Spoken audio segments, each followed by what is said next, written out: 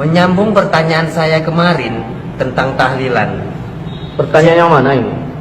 Yang tentang tahlil. Jadi kesimpulan dalam tahlilan tersebut, bid'ah atau sunnah? Jangan ke sana kalau kita mau ngomong. Bid'ah atau sunnah, seolah-olah cuma pilihan itu dua. Kalau nggak sunnah, bid'ah. Nggak sunnah, bid'ah. Hukum itu ada berapa? Hukum ada berapa saya tanya? Sunnah itu apa? Sunnah itu ma'udhifa ilan nabi, sesuatu yang disandarkan kepada nabi. Ya. Perkataan, perbuatan nabi. Jadi jangan selama-lamanya kalau memang itu sunnah, kapan nabi bikin? Tapi kita sudah sepakat dalil kita ini satu Quran, yang kedua hadis. Hadis itu apa? Ya sunnah. Apa itu? Ma'udhifa ilan nabi, sesuatu yang disandarkan kepada Rasul. Ada perkataan nabi, ada perbuatan nabi. Nabi nggak bikin, tapi nabi katakan, yaitu disebut sunnah. Nah, sekarang saya tanya, nabi sholat wajib nggak? Sholat 5 waktu nggak? Sholat. Sunnah nggak? Hukumnya Pak? Wajib. Wajib. Nabi sholat tahajud nggak? Sholat. Sunnah nggak? Sunnah. Hukumnya Pak? Sunnah. Nabi makan minum nggak? Makan minum. Nah, sunnah nggak itu? Sunnah. Hukumnya apa? Sunnah. Mubah. Mubah. Nah, Nabi istrinya berapa? Kata Allah berapa bolehnya? 4. Nabi istrinya berapa? 4. Ini nanya yang nggak jelas. Nabi istrinya berapa? Lebih nggak dari 4? Lebih. Nah, sunnah nggak? Sunnah. Hukumnya kalau kita macam mana? Maka ditanya itu hukumnya. Hukumnya bagaimana? Kita udah bagi kemarin antara kenduri, sudah kita bahas dengan apa namanya? Berdoa membaca Quran. Hukumnya itu apa? Allah menyuruh membaca Quran, umum kalimatnya. Yasin Quran nggak? Quran. Ketika Allah menyuruh kita membaca Quran, berarti kan dari suruh kita baca Quran. Waktunya ada nggak dari Allah dan tempatnya? Udah kita bahas itu. Jadi jangan berulang-ulang. Hukumnya. Nah, Allah udah suruh kita baca Quran. Nah, di dalam tahlil itu kan baca Yasin. Quran nggak Yasin itu? Quran. Oke. Kemudian ada nggak waktu dari Allah untuk membacanya? Tidak. Berarti kan kita yang memanagenya, waktunya. Nah, udah, terus kita baca, udah kita bahas dalam beberapa acara kita, udah kita bahas. Nah, jangan itu pertanyaan diulang-ulang lagi, udah jelas itu. Nah, kembalikan kepada hukumnya. Wajib nggak tahlil? Kalau wajib berarti yang nggak tahlil dosa. Haram nggak tahlil? Kalau haram berarti yang tahlil dosa. Kan Allah udah bilang dalam surah An-Nahl ayat 116, jangan kau katakan sesuka lidahmu secara dusta. Ini boleh, ini tidak, haza halal wa haza haram. Saya mengatakan boleh dengan alasan yang sudah saya sepakat, yang sudah saya sebutkan. Ada orang bertanya, kenapa Ustaz sebutkan dalil-dalil aja pakai pemikiran sendiri? Kenapa enggak pakai ulama? Kalau kita udah cerita pakai ulama, udah clearnya kita. Ini begitu disebutkan ulama, dalilnya mana? Makanya saya nggak mau bicara kaul-kaul ulama lagi. Saya bahas dalil. Makanya didengarkan, disimak baik-baik itu.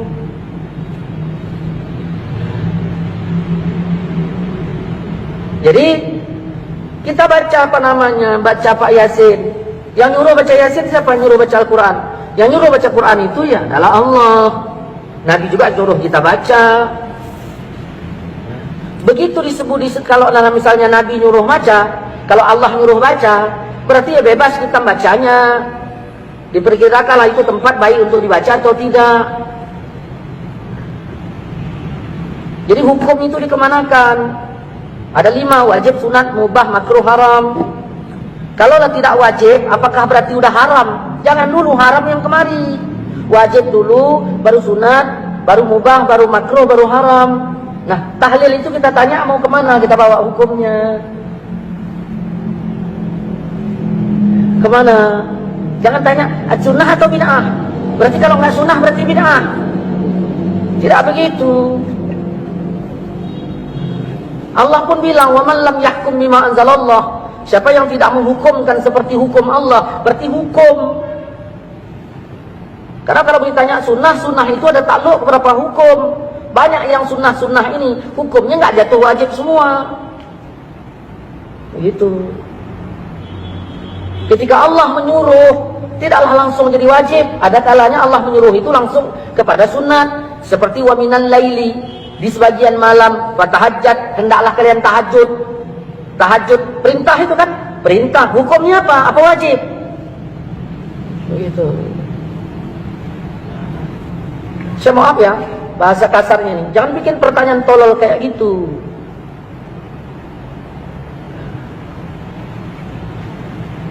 Oke lah Ustaz. Ada satu pertanyaan lagi. Kalaulah boleh membaca Al-Quran di tempat orang meninggal itu, apa manfaatnya Ustaz?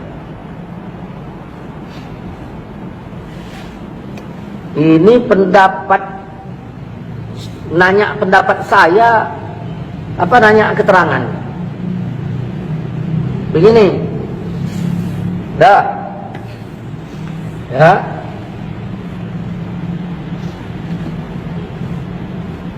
Namamu siapa? Adi. Adi. Dah, orang tua Adi meninggal. Oke, dah meninggal kan? Ya. Sekarang si Adi yang tinggal di rumah itu sebagai anak almarhum, pikirannya macam mana? Kacau apa tidak? Kacau. Kecuali anak durhaka, baru senang. Oke, begitu kacau, kira-kira iman Adi naik apa turun? Turun. Apa yang disuruh agama terhadap saya sebagai jirannya si Adi? Mendoakan. Menghiburnya, menghibur si Adi. Tujuannya untuk apa? Tujuan hibur itu? Ya, tujuannya hibur-hibur gitu aja, pakai keyboard gitu. Iman tadi naik apa turun? Turun. Tujuannya itu dihibur untuk apa? Naik. Supaya terhibur dan sekali apa imannya naik. Ya, tujuan itu supaya imannya naik. Apa kata Allah dalam Quran? Quran sebagian dalil apa enggak? Dalil. Wa iza tuliyat alaihim ayatuhu zadathum imana. Kalau dibacakan Quran imannya nambah. Kau beriman enggak? Beriman kan? Begitu dibacakan Quran imanmu Nambah. Kalau enggak nambah berarti enggak beriman kok. Enggak. Itu manfaat untuk keluarga yang ditinggalkan.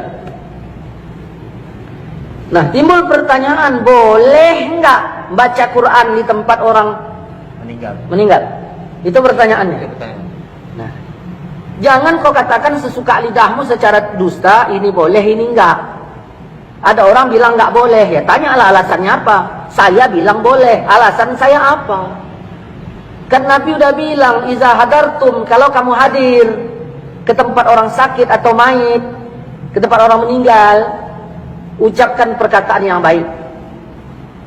Siapa yang bilang tuh?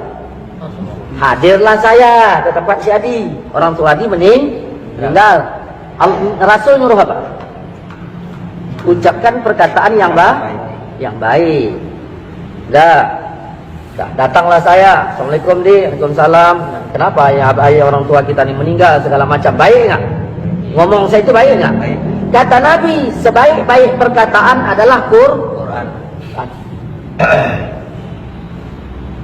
Berarti membaca Quran macam mana? Baik. Lebih baik. Jelas kan? Berarti membaca Quran lebih baik. Ya udah. Tapi ini nggak lakukan. Sekarang menyelisih apa enggak? Kalau saya baca Quran di situ, yang saya selisihi ayatkah mana ayatnya? Nabi kah mana hadis yang saya selisihi?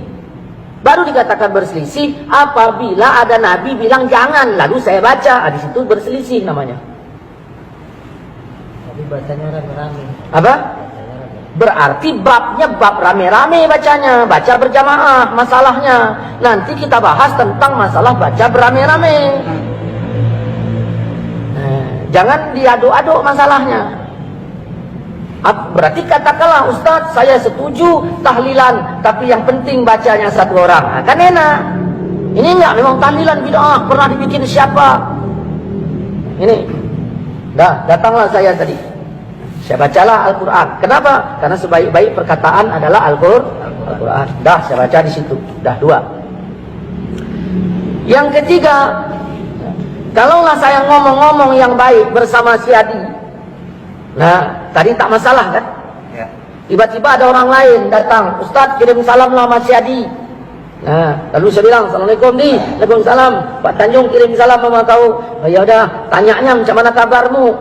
Nah, kata-kata macam mana kabarmu itu bahasa saya apa bahasa Pak Tanjung? Bahasa Pak Tanjung, karena dia suruh nanya. Boleh nggak saya bawa bahasa Pak Tanjung ke rumahmu? Boleh. Kalau bahasa Pak Tanjung boleh saya bawa, kenapa bahasa Allah kau larang?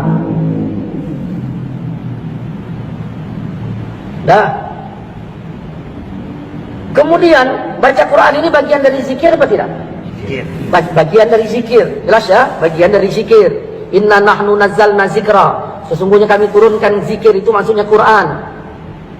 Nah, zikir. Kata Nabi dalam riwayat Imam Muslim, perumpamaan orang yang zikir dengan yang enggak zikir itu kayak yang hidup dengan yang mati.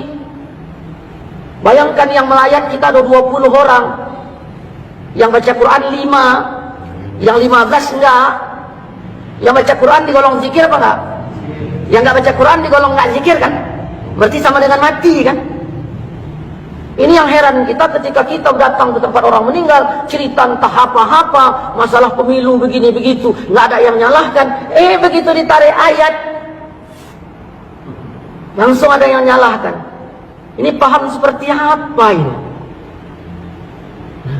Kalaupun dia bilang apa namanya, ya kami nggak baca itu urusannya. Kau nggak baca, yaudah aku pun nggak salahkan kau yang nggak baca. Tetapi kami yang dibaca jangan dituding. Ini begitu kita angkat ke YouTube, ya, kapan ke YouTube, ke Facebook, kayaknya kepanasan. Ada apa ini rupanya? Kita menjelaskan, makanya yang kita jelaskan ini kan kepada teman. Saya Facebook ini punya teman, saya compare, artinya untuk teman saya. Kalau memang pemahamannya beda, ya jangan jadi teman saya. Saya ingin mengingatkan teman-teman, beginilah cara menjawabnya. Nggak ada saya singgah di teman-teman Facebook Wahabi itu sebegini-begini, enggak. Yang kepanasan macam-macam. Masya Allah. Ya. Udah. Ini baru 3. Ya. Kemudian dia berbicara manfaat kan? Ya. Berbicara manfaat. Baiklah, Ustaz. Jadi tunggu dulu, belum selesai. Jangan main baik-baik. Ada orang nelpon saya, Assalamualaikum Ustaz, Waalaikumsalam. Ya. Nah, si Polan meninggal. Siapa? Ayah si Adi. Saya bilang apa? Innalillahi wa inna ilaihi raji'un. Innalillah itu apa? Kembalikan Al-Quran. Innalillah itu Kalau pertama kematian saja kita dikembalikan kepada Quran, kenapa dilarang membaca Quran di waktu yang lain? Kemudian mau ditanya apanya lagi? Sampai enggak kepada almarhum? Kan begitu. Sampai.